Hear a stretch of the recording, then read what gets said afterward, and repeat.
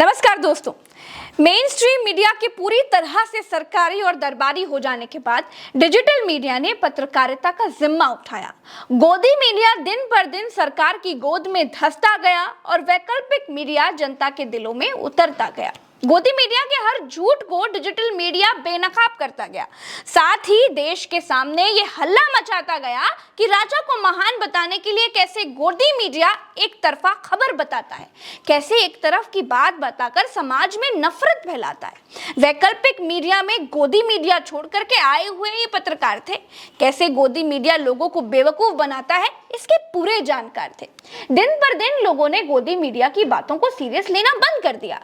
अब गोदी मीडिया अपने गोदी राजा के लिए जितना भी ढोल बजाता, जितना भी लोगों को समझाता कि राजा बहुत महान है, समूचा भारत पापा की दुकान है, विपक्षी सारे चोर हैं, देखो देखो पिताजी के पास कितने सुंदर मोर हैं, 18 घंटे काम करते हैं, दुनिया में नाम करते हैं, पता नहीं कौन सी टॉनिक लेते हैं, 2 देशों का युद्ध रोक देते हैं, वो बचपन से ही महान है, मगरमच्छ घर ले आए थे, वो ऐसी महान गुजरात की संतान है। लेकिन अब लोगों का मन हटने लगा, हर आदमी टीवी से बचने लगा। किसी ने राजा तक ये खबर पहुंचाई, गजब हो गया है भाई, जिस गोदी मीडिया पर सरकार पैसा खर्च करती है 3000 करोड़, उसकी बात पर अब कोई यकीन नहीं करता। देश का ना कोई पॉकेट मार ना ही चोर। पैसा खर्च हो रहा है ठेले भर और इमेज नहीं चमक रही है ढेले भर। गोदी मीडिया और राजा के सामने ये कैसा संकट आया था, लाइक शेयर और सब्सक्राइब वालों ने ये कैसा कहर ढाया था। फिर एक दिन राजा के खेमे से एक अघोषित धमकी आई, वैचारिक आधार पर बंटने की उसमें बात थी दिखाई। उसके चौथे ही दिन राजा के आदमी ने संसद में उठा दिया सवाल कि वैकल्पिक मीडिया की एक कंपनी चीन से उठा रही है राजा को बदनाम करने का मोटा माल। दोस्तों, बात सच और झूठ की नहीं है, सवाल है गोदी मीडिया की खोई हुई विश्वसनीयता वापस लाने की। विश्वसनीयता तभी आएगी जब जनता कंफ्यूज हो जाएगी कि गोदी मीडिया ठीक है या वैकल्पिक मीडिया। उसी कंफ्यूजन की स्थिति में राजा की छवि फिर से चमक सकती है। ईडी, आईटी, सीबीआई सारी कंपनियां सरकार के पास हैं। जांच करने के बाद न्यूज क्लिक को वो फांसी पर चढ़ाने के बजाय अगर संसद में सवाल उठाया जा रहा है और उस सवाल को गोदी मीडिया पर प्राइम टाइम के समय दिखाया जा रहा है, तो दाल में कुछ तो काला है। तो सीधा सा अर्थ ये निकल रहा है कि जब यूट्यूब मीडिया होगा बदनाम, तभी गोदी मीडिया बता पाएगा राजा को महान। संसद में बताया गया कि न्यूज क्लिक राजा को बदनाम करने के लिए चीन से पैसे लेता है। संसद में जिस पत्रकार रोहिणी सिंह का नाम लिया गया था, आज वो हमारे साथ है। स्वागत है रोहिणी जी। रोहिणी जी, आप पर आरोप लगे हैं कि आप लोग चीन से पैसा लेते। अब देखिए, अब प्रज्ञा जी, इस पे अब मैं क्या बात करूं। निशिकांत दुबे जी ने अपनी पार्लियामेंट्री प्रिविलेज यूज करके आज संसद में बोला कि आई थिंक न्यूयॉर्क टाइम्स की कोई रिपोर्ट थी न्यूज क्लिक के लिए, एक ये बात तो मैंने ट्विटर पे भी क्लैरिफाई करी और ये पब्लिक डोमेन में है कि मैं द वायर के लिए राइट कर रही हूँ 2017 से। उसके पहले मैं इकोनॉमिक टाइम्स के लिए लिखती थी। मेरा न्यूज क्लिक के साथ कोई भी एसोसिएशन नहीं है ना, शायद मैं उनके किसी शो पे भी गेस्ट के रूप में नहीं गई हूँ। तो मुझे नहीं पता कि ये एक रिस्पॉन्सिबल पार्लियामेंटेरियन को पार्लियामेंट में खड़े होके अब ऐसी बेबुनियाद बातें करनी चाहिए कि नहीं, कि चीन से पैसा लिया या किनसे पैसा लिया। सरकार इनकी है, इन्वेस्टिगेशन करा लें और पता कर ले कि किससे पैसे लिए। तो इस बात का मतलब I don't even have a response to it, like how do I respond to something so like fantastical. आपने कहा कि न्यूज क्लिक से आपका कोई कनेक्शन नहीं है, कोई लेना देना नहीं है। अगर ऐसा है तो फिर सांसद निशिकांत दुबे को आपसे क्या समस्या है जो इतना बड़ा आरोप लगा रहे हैं? देखिए, मुझे लगता है कि निशिकांत दुबे जी को ये जो एक समस्या है कि जब इनके डिग्री पे बहुत सारे सवाल उठाए गए थे और महुआ मोइत्रा जी ने काफी ट्वीट भी करा था, तो उस समय मैंने भी इनसे कुछ सवाल पूछे थे, तो वो तब से बौखलाए हुए हैं। उसके बाद उन्होंने एक बहुत ही हॉरिबल ट्वीट करा था जिसमें उन्होंने कुछ महिलाओं को वैशाली की नगर वधू करके संबोधित करा था, और मुझे लगा था एज अ वुमन की ये बहुत ही डिस्टर्बिंग और ऑब्जेक्शनेबल ट्वीट है। और ऐसे आप किसी भी महिला के बारे में नहीं बोल सकते, चाहे वो पब्लिक लाइफ में हो या नहीं हो। आपको किसी से आर्ग्यू करना है, किसी से प्रॉब्लम हो, तो एक भाषा की मर्यादा होती है, and specially when it comes to women. आप उनको ना कैसे आप एड्रेस करो, कैसे बोलो। तो उस विषय को भी लेके काफी विवाद हुआ था और उस पे मैंने अपना जो व्यू था बहुत स्ट्रांगली रखा था, जो मैं हमेशा रखती हूँ इन सब इश्यूज पे।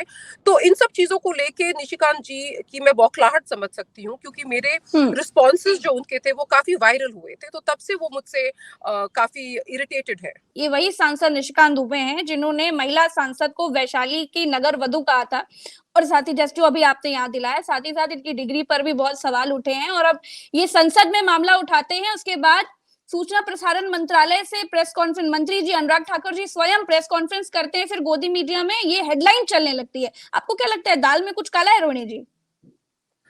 देखिए, मुझे लगता है ऑब्वियसली सरकार को सूट करता है तो सरकार बोलेगी, क्योंकि हम लोग वो पत्रकार हैं जो सरकार से हमेशा सवाल पूछते हैं।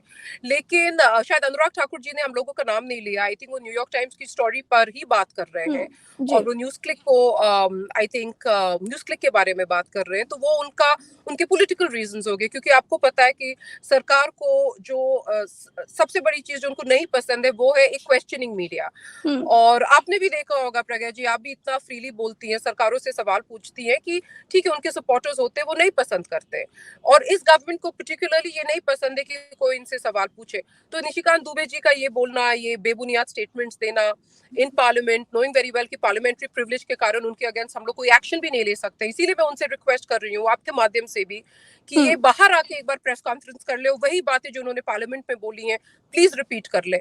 लेकिन मुझे नहीं पता वो करेंगे कि नहीं, बट मुझे बताया गया था कि अनुराग ठाकुर जी ने कोई नाम नहीं लिए हैं, और गोदी मीडिया जो है वो तो ऑब्वियसली वही करेगी जो सरकार उसको बोलेगी करने के लिए, इसीलिए उनको गोदी मीडिया ही बोलते हैं।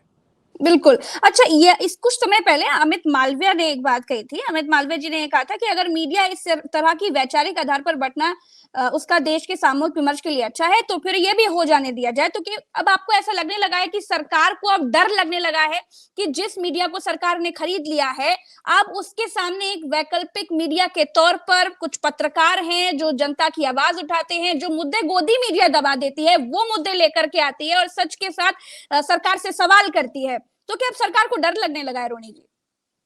देखिए, मुझे लगता है सरकार को डर लग ही रहा है। आप यूट्यूब के व्यूज ही देख लीजिए, चाहे आपके शो के देखिए या रवीश के देख लीजिए या विसार के देखिए या अजीत अंजुम जी के देख लीजिए, किसी के भी देख लीजिए, संजय शर्मा जी के देख लीजिए, और आप वहां देख लीजिए जो यूट्यूब पे जो ये जो गोदी चैनल्स है उनके शोज के व्यूज। अगर सरकार को डर नहीं लगता तो वो यूट्यूब में क्यों इतना इतने इन्फ्लुएंसर्स, राइट विंग इन्फ्लुएंसर्स से अपने इंटरव्यूज क्यों करवाती?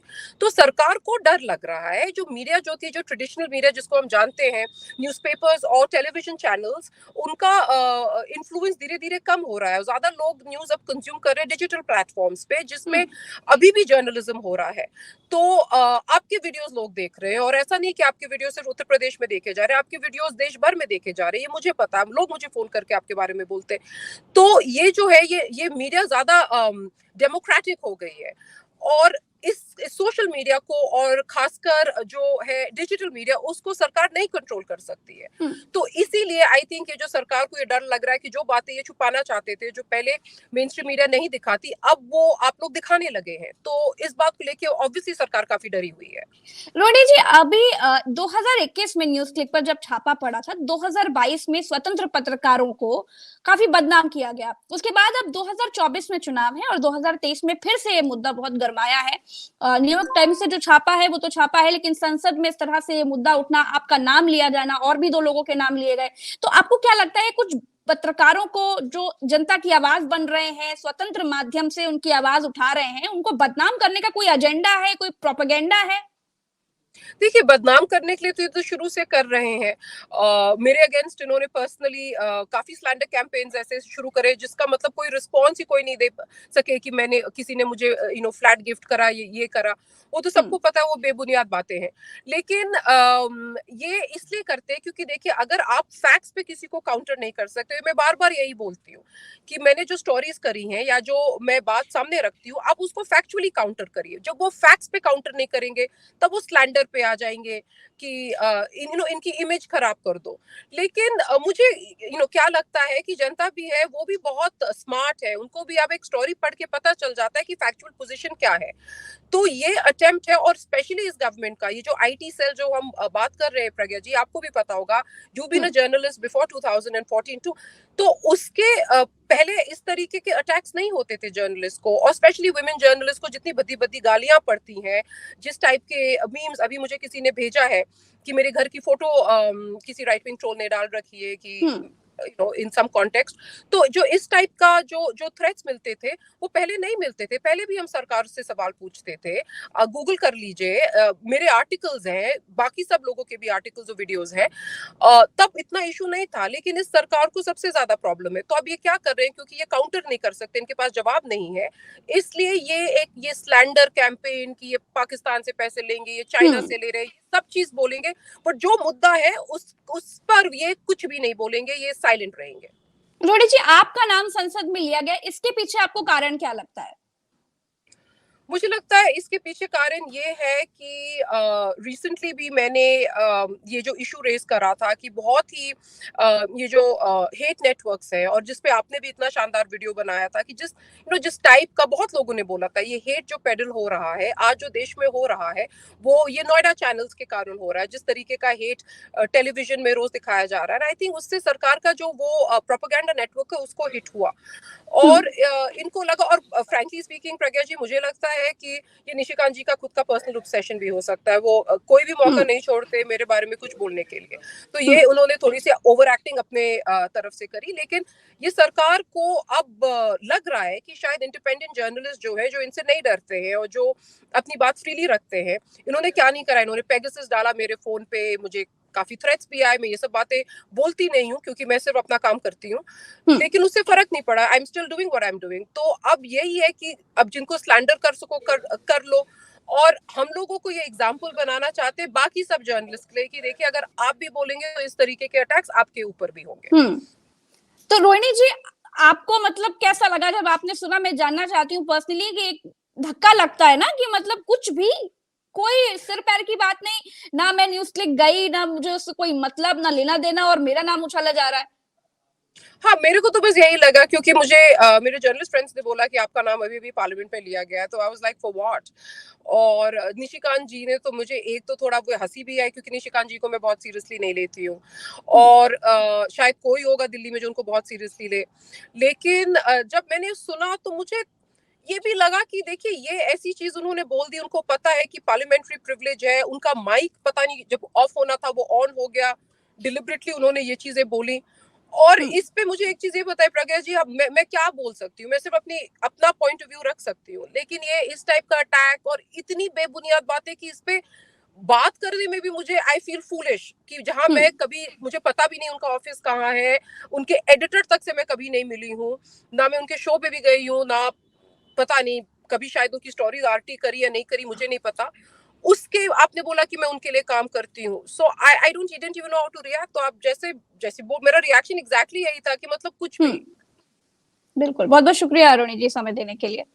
थैंक यू प्रज्ञा। धन्यवाद।